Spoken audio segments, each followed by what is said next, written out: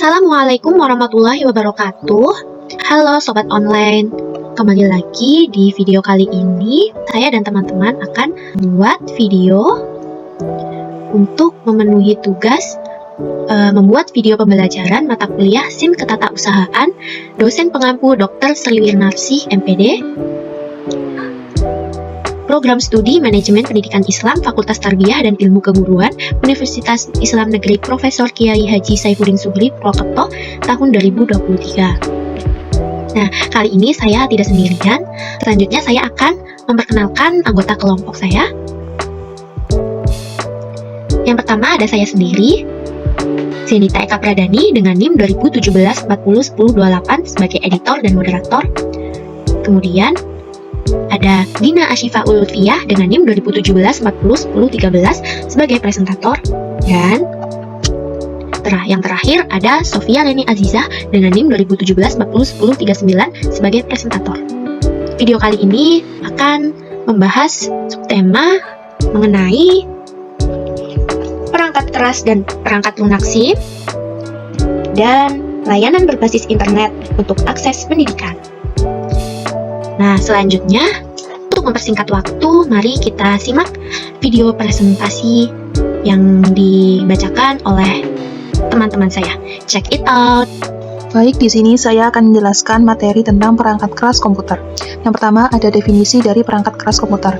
Definisi perangkat keras atau hardware merupakan semua jenis komponen dari komputer yang berwujud fisik, sehingga bisa dilihat, diraba, dan juga diketahui bentuknya.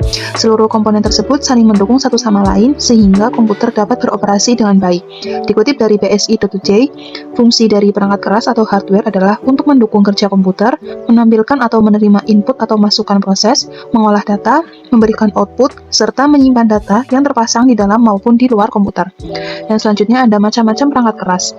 Yang pertama ada perangkat keras input, berfungsi untuk menginput atau memasukkan data pada memori komputer. Yang kedua ada perangkat keras pemrosesan, berfungsi untuk mengolah data atau melaksanakan perintah apabila ada data yang dimasukkan.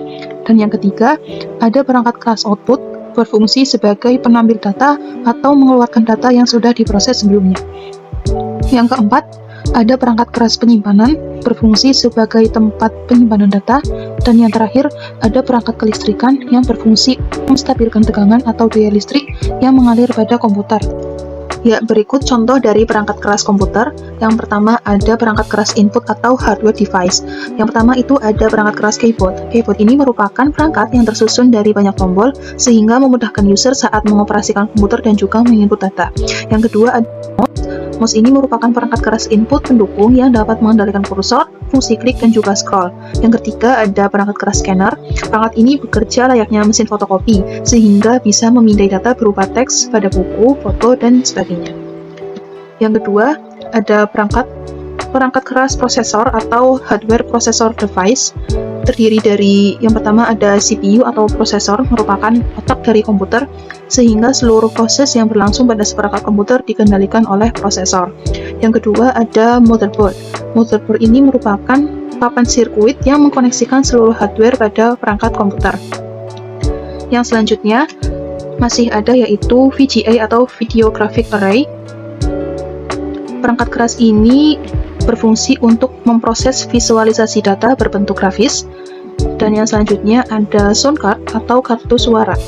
Nah, sound card ini berfungsi dalam pemrosesan data dengan format suara dan juga bermanfaat saat komputer mengeluarkan suara atau melakukan perekaman suara. Yang selanjutnya ada perangkat keras output atau hardware output device. Yang pertama itu ada perangkat keras printer. Printer ini berfungsi untuk mencetak hasil kerja pada komputer. Yang kedua ada proyektor. Proyektor ini digunakan sebagai penunjang presentasi, proses belajar mengajar, ataupun menonton film. Dan yang ketiga ada monitor. Monitor ini berguna dalam menampilkan hasil dari proses data grafisnya yang didukung oleh VGA. Dan yang selanjutnya ada speaker. Perangkat keras speaker ini berfungsi untuk mengeluarkan suara yang merupakan hasil pemrosesan dari sound card atau kartu suara. Yang selanjutnya ada perangkat keras penyimpanan atau hardware storage device. Yang pertama ada RAM dan ROM. Yang pertama, Random Access Memory atau RAM merupakan media simpan data ketika diproses oleh prosesor. Sedangkan ROM atau Read Only Memory merupakan media yang sifatnya hanya read only. Yang kedua ada hard disk. Hard disk ini merupakan perangkat keras yang tersusun dari piringan sebagai media penyimpanan sistem operasi, software, dan juga data pengguna komputer. Yang ketiga, ada flash disk. Flash disk ini berfungsi sebagai alat untuk menyimpan data dari komputer dan memiliki konektor USB untuk menghubungkannya dengan komputer atau media lainnya. Yang selanjutnya ada perangkat keras kelistrikan. Perangkat keras ini terdiri dari power supply. Power supply ini bermanfaat untuk mengelola sistem kelistrikan bagi setiap perangkat kerasnya. Yang kedua ada staf-volt. Staf-volt ini untuk menstabilkan daya listrik sebelum nantinya dikelola oleh power supply. Dan yang selanjutnya ada UPS atau Uninterruptible Power Supply, berfungsi untuk backup daya listrik sehingga saat mati listrik, maka perangkat komputer tetap bisa hidup untuk beberapa waktu. Selanjutnya akan saya berikan tutorial cara menggunakan perangkat keras komputer. Pertama kita colokin dulu kabel USB ini untuk menghubungkan komputer atau laptop dengan printer. Dan sebelumnya untuk printer yang perlu dicolokin pakai stop kontak kita colokin dulu. Kita klik tombol power sampai dia berwarna kuning. Untuk tipe printernya saya menggunakan Epson L120. Sambil menunggu kita siapkan dokumen yang akan kita cetak. Jika sudah ready, kemudian kita klik file. Kita klik print. Nah, oke, kita pilih bagian printer, kita klik tipe printer yang akan kita gunakan yang ada tulisan ready-nya ya, guys. Oke, klik. Kalau sudah selesai, kita tinggal klik print. Kita tunggu dokumennya tercetak. Pastikan kertasnya cukup ya dan posisinya lurus. Untuk dokumennya saya cetak tadi ada sekitar 2 halaman. Ya sudah, itu tadi contoh untuk mengeprint dokumen secara keseluruhan. Nah selanjutnya ini contoh untuk mengeprint salah satu dokumen. Misal kita mengeprint salah satu halaman dokumen. Nah kita klik print, kita pilih setting, kita pilih print current page. Nah habis itu kita isi aja nomor halaman berapa yang akan kita cetak. Setelah itu tinggal kita klik print. Ya, kita tunggu. Dan sudah tercetak. Kali ini menjelaskan materi mengenai perangkat lunak komputer. Perangkat lunak atau software adalah suatu program komputer yang berfungsi sebagai sarana interaksi atau penghubung antara pengguna atau user dan perangkat keras atau hardware. Perangkat lunak juga disebut sebagai sistem komputer yang tidak memiliki wujud fisik yang diinstal dalam sebuah komputer atau laptop agar bisa dioperasikan, seperti Microsoft Word, Microsoft Excel, Microsoft PowerPoint. Kemudian ada fungsi perangkat lunak. Yang pertama, memproses data, perintah atau instruksi khusus agar pengguna dapat mengoperasikan komputernya sesuai dengan hasil informasi yang diinginkan. Yang kedua ada sarana interaksi yang menghubungkan pengguna dengan perangkat kerasnya. Yang ketiga adalah mengidentifikasi suatu program yang ada di sebuah komputer. Yang keempat yaitu penerjemah suatu perintah software lainnya ke dalam bahasa mesin agar dapat dipengerti oleh komputer. Kemudian ada macam perangkat lunak. Yang pertama perangkat lunak sistem operasi. Yang kedua ada perangkat lunak aplikasi. Yang ketiga ada perangkat lunak pemrograman. Yang keempat yaitu ada perangkat lunak tambahan atau program bantu. Contoh perangkat lunak. Yang pertama adalah software system, yaitu perangkat lunak yang berperan sebagai sistem operasi seperti Windows, Linux, dan Mac. Yang kedua adalah software browser, yaitu sebagai mesin pencari situs untuk mendapatkan berbagai informasi secara online seperti Chrome, Opera Mini, Mozilla Firefox, dan Internet Explorer. Kemudian yang ketiga adalah Microsoft Office, yaitu untuk mempermudah dan meningkatkan efisiensi berbagai pekerjaan kantor seperti perangkat lunak pengolahan kata, pengolahan angka, media presentasi, dan lain-lain. Contohnya Microsoft Excel, Word, PowerPoint, dan Outlook. Kemudian yang keempat adalah Paint Software, yaitu untuk mengolah gambar atau desain melalui dari proses membuat suatu gambar hingga editing seperti Adobe Photoshop, Corel Draw, dan Paint. Kemudian yang kelima adalah software antivirus untuk mencegah masuknya serangan virus-virus yang dapat merusak sistem ke dalam komputer seperti Smadaf, AVJ, Norton, dan lain sebagainya. Hubungan perangkat lunak dengan SIM ketatausahaan adalah sistem informasi manajemen dengan teknologi informasi sangatlah berhubungan karena keduanya bergerak di bidang informasi atau pengolahan, dan teknologi informasi merupakan bagian dari sistem informasi karena sistem informasi dapat tersusun oleh beberapa teknologi informasi dan dapat membantu pengaturan untuk analisis data dengan memiliki tujuan utama untuk mengubah data mentah menjadi informasi yang berguna bagi suatu instansi atau organisasi. Mungkin itu materi dari perangkat lunak. Kemudian cara penggunaan perangkat lunak komputer. Ini saya akan memberikan cara penggunaan perangkat lunak dalam membantu dan mempermudah SIM ketatausahaan. Yang pertama, kalian bisa download aplikasi Word di Play Store. Kemudian kalian tinggal cari Word, lalu kalian bisa unduh dan install. Karena saya sudah mengunduh dan install, saya tinggal membuka. Kemudian jika sudah masuk, kalian bisa klik tombol panah di atas. Kemudian dokumen kosong, klik dokumen kosong. Nanti akan muncul seperti ini. Kalian bisa mengoperasikan seperti saya. Setelah seperti ini, jika kalian ingin menyimpan dokumen tersebut, tinggal saja klik di atas titik 3 ini, kemudian simpan. Lalu kalian tinggal pilih mau disimpan di mana. Saya akan simpan di sini.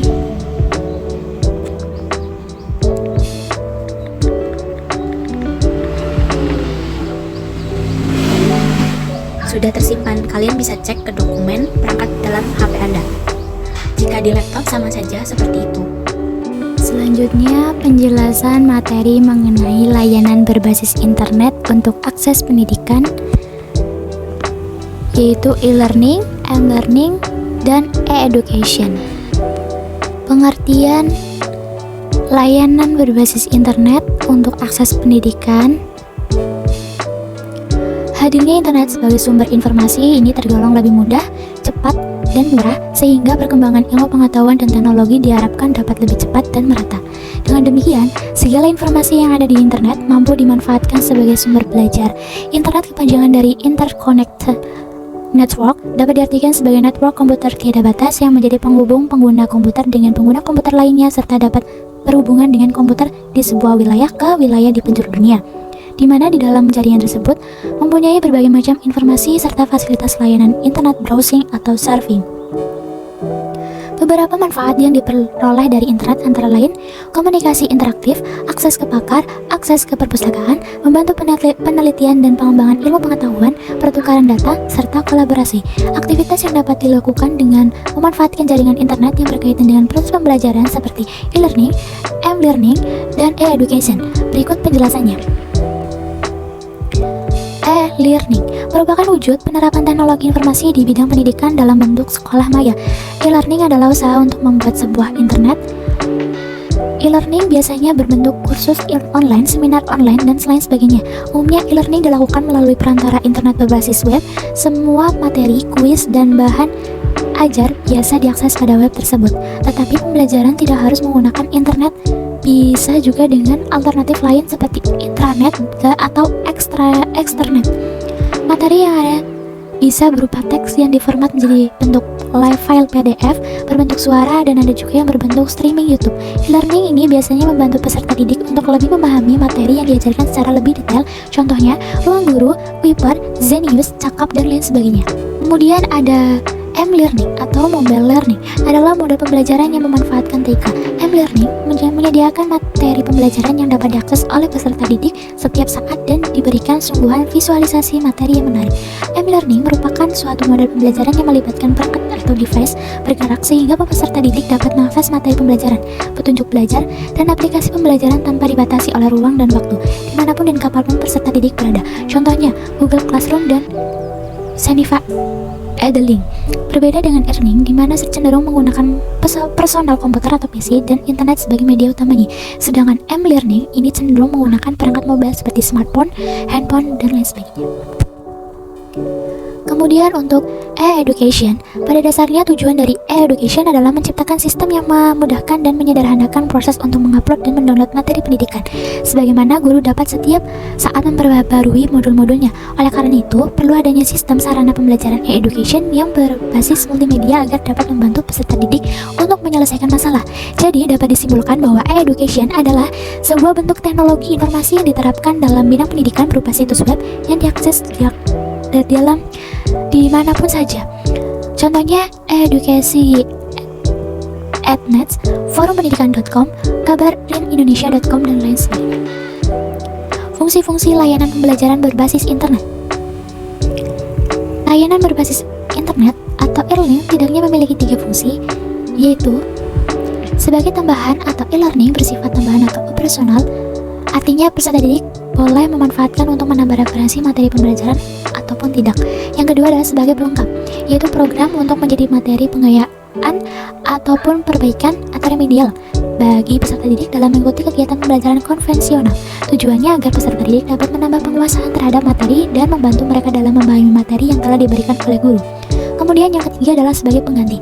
Arti e-learning dapat dijadikan sebagai alternatif dari model kegiatan pembelajaran konvensional, sehingga peserta didik dapat mengikuti kegiatan pembelajaran serta fleksibel. Itu saja materi dari layanan berbasis internet. Selanjutnya adalah cara penggunaan layanan berbasis internet. Di sini saya akan membuat tutorial cara membuat kolom di dalam GCR. Pertama kita buka Google Classroom-nya, kemudian kita klik bagian bawah ini yang ada tanda plusnya. Kemudian kita buat kelas, kita isi nama kelas kita 6 MPIK. Ini diisi aja 1, ruang A3, mata pelajarannya SIM Ketatarusahaan. Kita klik buat. Nah, sekarang sudah muncul ya. Ini adalah kolom yang kita sudah buat tadi. Nah, ini ada, kita bisa membagikan tugas. Nah, klik ini. Ini ada tugas, ada pertanyaan, ada materi.